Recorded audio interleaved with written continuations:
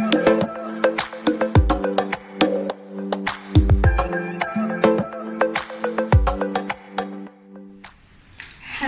ciao, salut, bienvenue, benvenuti, welcome back to my channel. This is Learn English with Sally. Welcome back to my channel, benvenuti di nuovo al mio canale. Oggi vi insegnerò past continuous tense in English. Today I'm going to teach you past continuous tense in English. Dato che stiamo andando avanti, questo è un passo avanti nel nostro tempo verbale in inglese. And this is a step forward to the tenses in English. Ok? Che vuol dire past continuous? Il past continuous corrisponde con stare nel tempo imperfetto, cioè stavo, stavi, stava, stavamo, stavate, stavano. Ok?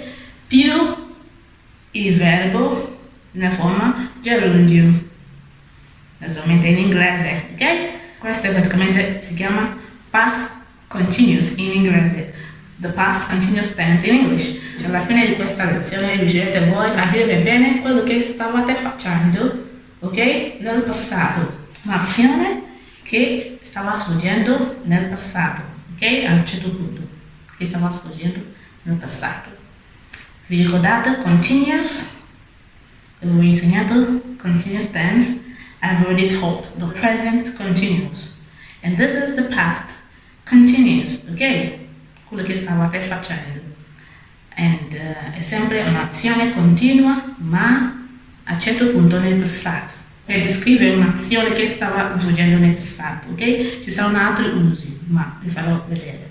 At the end of this lesson, students will use properly the past continuous forms in English to describe continuous action in the past and to tell what they were doing in the past. Okay? In this lesson, I will show you the form of a sentence in the past continuous. Examples will be given, and I also give some rules and so students will know how and when to use the past continuous forms in English. In questa lezione vedrete la forma, la struttura di una frase in questo tempo verbale. Vi darò degli esempi e vi darò delle regole, come sempre delle regole, quando dovete usare questo tempo verbale in inglese. Is that okay? Tutto chiaro? Are we going to the lesson already? Yes. Cominciamo? Yes. Okay. Now, what we have is the form of a typical sentence in the past continuous. Sulla lavagna vedrete la forma di una frase semplice in questo tempo verbale, ok? Abbiamo sempre subject, we have always the subject, plus was or were, verb to be in the past, in the simple past form, was or were, plus the verb in the ing form. Prima comincia con il soggetto, di chi stiamo parlando? Il soggetto e poi più was o were, che sarebbe essere nel passato semplice, ok? Più il verbo nella forma ing, gerundio. Per esempio, an example, you soggetto were, ok? Eating. Il verbo è eat, più ing, eating. You were eating. Stavi mangiando. You were eating. Per diventare una domanda, to make it a question, it becomes were you eating? Inversion. Inversione, were you eating? Negativa. You were not eating. Negative form. You were not eating. Question negative form. Domanda negativa. Were you not eating? Or weren't you eating? Non stavi mangiando. Okay? Were you not eating? Okay? This is the first use of the past continuous. Questo è il primo uso di questo tempo verbale ed è questo che è così importante. This is why this tense is important, because it's used to tell about an action, a continuous action at a time in the past. per descrivere un'azione passata nel corso del suo svolgimento. Ok? Un'azione passata. Questo è il primo uso. How else can we use this verb tense in English? In quale altro modo possiamo usare questo tempo verbale in inglese? Second rule, second use. Il secondo uso di questo tempo verbale è che usiamo per descrivere un'azione che stava svolgendo naturalmente nel passato e poi viene interrotta. For interrupted actions in the past. For ongoing interrupted actions in the past. E come succede? How do we form this sentence? We see the sentence in two parts. The first is the ongoing activity, and then the second is the interrupted activity. In questo uso di solito abbiamo due attività. Uno stava svolgendo e l'altra viene e interrompe quello che stava svolgendo. Naturalmente, la prima parte della frase sarà in questo tempo verbale, stava e poi viene interrotta. Ok? Per esempio, I was sleeping when my phone rang. I was sleeping when my phone rang. Stavo dormendo quando il cellulare è squillato. Perciò stavo dormendo, il cellulare è squillato, ha interrotto quell'azione di dormendo. Ok? It therefore means that I was sleeping, and then what is the interrupted action? The phone rang, interrupted the sleeping process. Okay, the ongoing action which is sleeping. Ok? Se vedete, la prima parte della frase was sleeping, che sarebbe past continuous. La seconda parte abbiamo invece phone rang, passato semplice di verbo ring. Ok? Vuol dire un'azione che stava svolgendo e l'altra lo ha interrotta. Ok? The first part of the sentence is usually in the past continuous, and then the second part of the sentence is in the past simple. The interrupted action is always in the past simple. L'azione che interrompe è sempre nella forma passato semplice.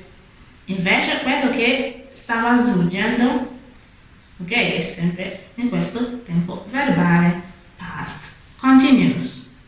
Un'azione continua nel passato. Ci siamo? Is that clear? Yes. Other examples? Altri esempi? We were working when the fire alarm went off. We were working when the fire alarm went off. Stavamo lavorando quando l'allarme è scattato. Perciò stavamo lavorando, abbiamo questa azione è venuta e interrotto l'azione di lavorare. The first action, we're working, and the second action interrupted the working action. Okay, that is why it's the past simple.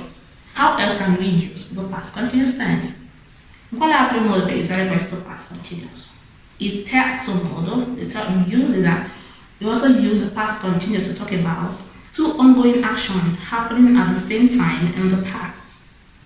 Usiamo anche questo tempo verbale per descrivere due azioni che stavano svolgendo simultaneamente, okay? Che stavano svolgendo allo stesso tempo. Di solito usiamo questa parola while, mentre. Usually we use while, okay, to express such actions. For example, I was teaching while you were playing. Stavo insegnando mentre tu stavi giocando.